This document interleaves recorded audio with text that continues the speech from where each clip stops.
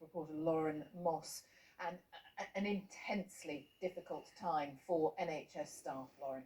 It is, but the NHS does have measures in place to cope when pressure and demand gets high, like it's expected to in the coming weeks. Last week, Northwick Park Hospital in Harrow declared a critical incident for 24 hours after experiencing a surge in patients with COVID-19. That meant they couldn't take any more patients that needed critical care, so instead those patients were taken to or transferred to nearby hospitals. And it's that resilience system that the NHS will call on when it needs to as the coming weeks and months go by. But the chief executive of the NHS providers has warned, though, that there has been an explosion of patient demand in London.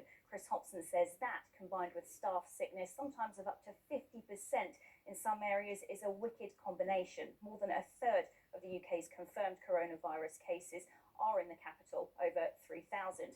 Now, next week, the Excel Centre in London Docklands, which is being turned into a giant field hospital, is due to open and can accommodate up to 4,000 patients. And the priority really is making sure that there are enough critical care beds and ventilators for those patients who may need them. Staffing as well is also crucial here. 12,000 retired NHS staff have now answered the return to work call that was issued last week, and final year junior medics and nurses can also be called up. All right, Lauren, thank you, Lauren Moss. Well, the United States now has the largest number of confirmed cases of coronavirus in the world, although Europe continues to be the epicenter of the outbreak. Spain has reported 769 deaths in the last day alone, and nearly 65,000 cases, among the highest daily figures for any single country. Italy has suffered the greatest number of deaths, more than 8,000, with 80,000 cases, and fears that the virus is now taking hold in the south of the country. But America now has more than 85,000 cases of infection, although thus far it has had about 1,300 deaths. President Trump, though, says the crisis will end quickly, as Paul Adams reports. The great global city of New York is now in the eye of the storm. At the Elmhurst Hospital in Queens, a steady stream of desperately ill patients, exhausted staff struggling to cope. The city has fewer than 2,000 intensive care beds. All are expected to be in use by today. Adding to the pressure, thousands of worried New Yorkers looking to be tested. The city has never seen anything like this before, not even on its darkest day. Over 6,000 calls a day, which are breaking records. We didn't have this many calls on 9/11, and we're not even started yet. So if we're doing 6,000 today, it's going to be 8,000 tomorrow. More and more people are going to call. America now has the highest number of confirmed cases of COVID-19, the president defending his administration's response. It's a tribute to the amount of testing that we're doing. We're doing tremendous testing, and I'm sure you're not able to tell what China is testing or not testing. After the sniping, a sign that Washington and Beijing are at least talking about solutions. We're working closely together, Mr. Trump tweeted. Much respect. Across this vast country, America's shutdown is now illustrated in startling ways. In Oklahoma, dozens of passenger jets sit idle. A third of the world's aircraft are now in storage. And for Americans, no more iconic or depressing image than this. Yesterday was supposed to mark the start of the baseball season.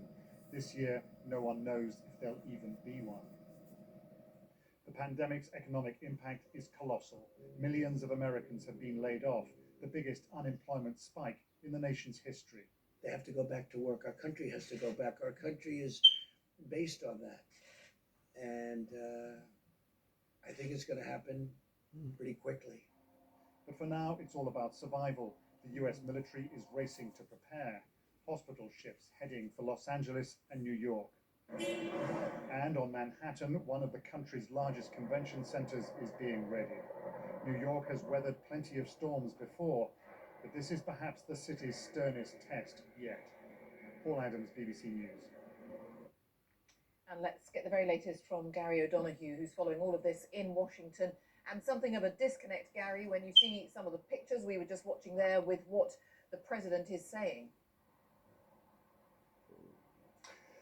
Yeah, I think particularly when you look at New York and what Paul was saying there, I mean, New York has getting on for half of all the cases that have been reported in this country. It has more than a third of the deaths.